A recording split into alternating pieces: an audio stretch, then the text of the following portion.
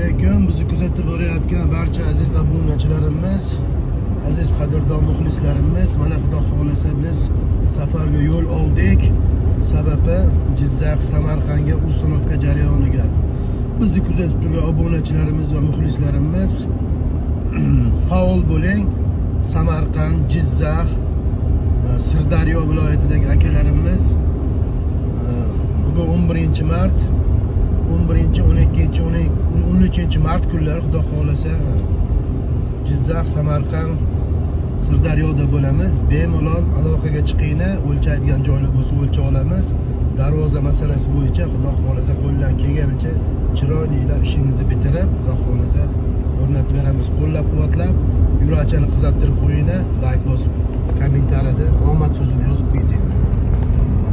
Mana xudo xohlasa Namangandan Toshkent tomonlarga yo'l olganmiz. Birinchi manzilimiz Sirdaryo, Jizzax, Samarqandga. Olg'a Dilshodbekdek like bosganlarga xudo xohlasa